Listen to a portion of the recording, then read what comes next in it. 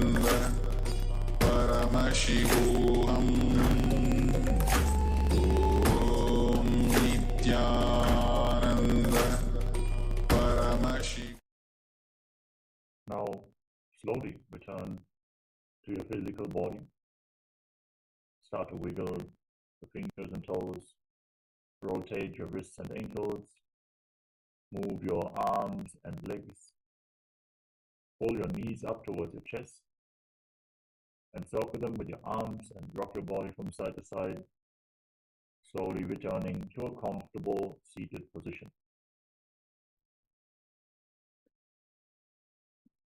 Congratulations for completing the first 108 asanas of the Last Nityananda Yoga, the Pratama Vinyasa Krama. Thank all the participants who joined us for the Pratama Vinyasa Krama.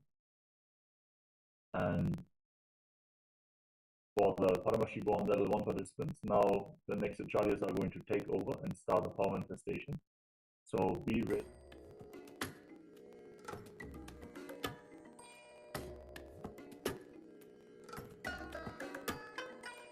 I bless you all. Let you all open all your three eyes and manifest the powers of Mahasadashiva. Om Nityananda Paramashivoham. Om Nityananda Paramashivoham. Om Nityananda Paramashivoham. Om Nityananda Paramashivoham.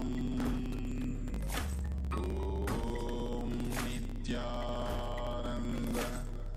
Paramashivoham. Om Nityananda Paramashivoham.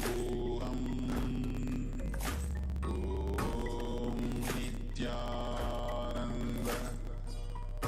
Paramashivoham.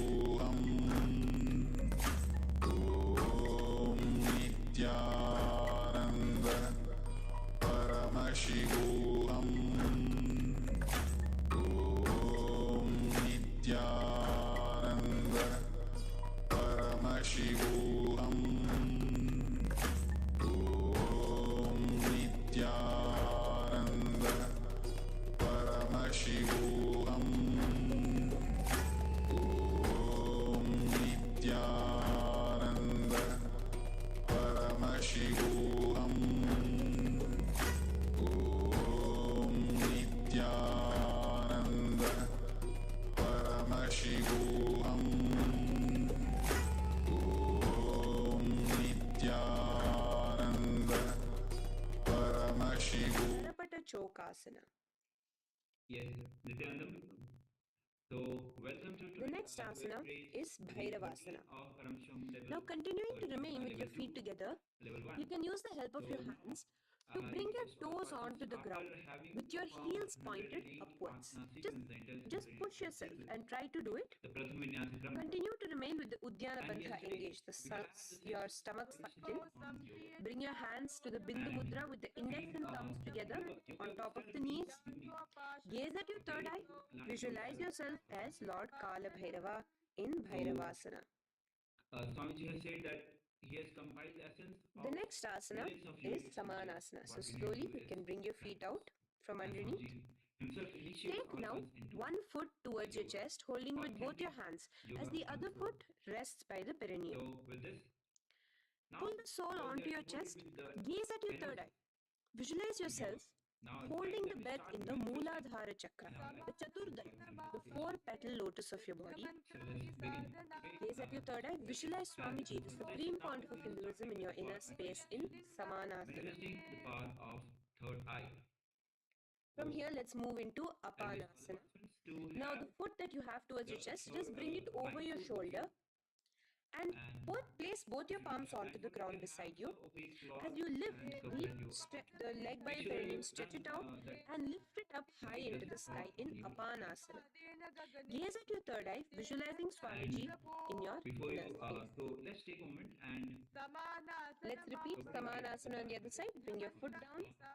Clasp the other foot towards your chest. be going to the Gaze at your third eye, visualizing Swamiji in your inner space. to manifest the powers of third eye. And bring the foot onto your shoulder as you repeat Kapanasana on the other side.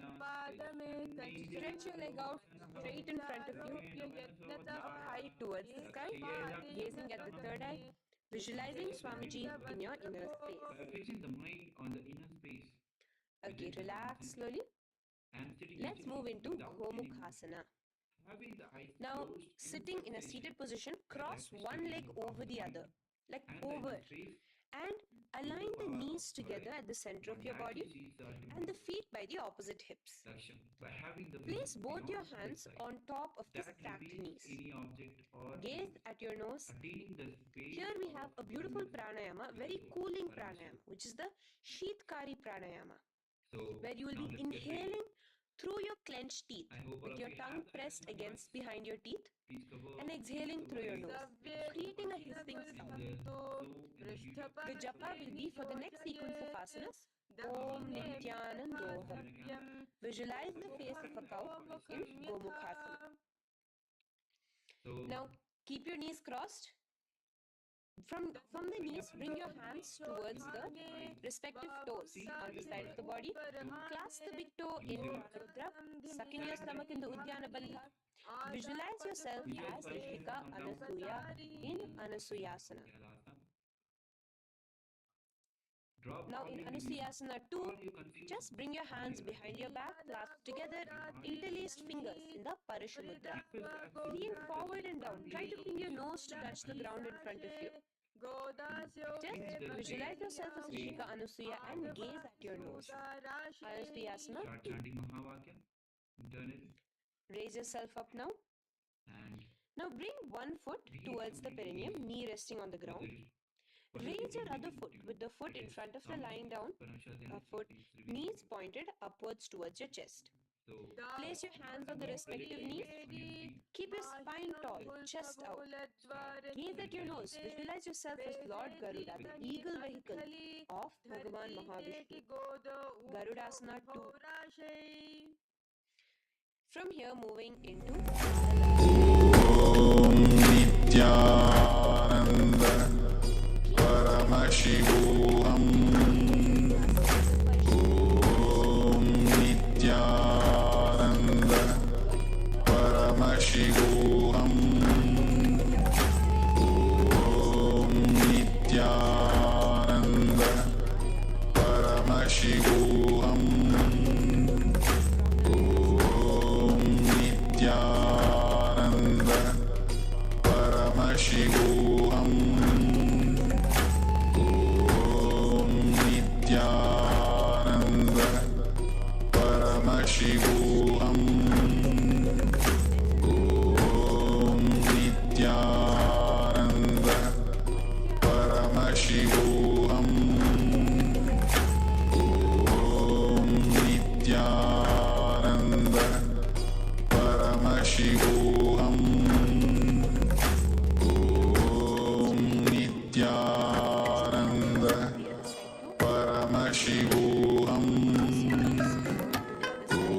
Om Nityananda Paramashivam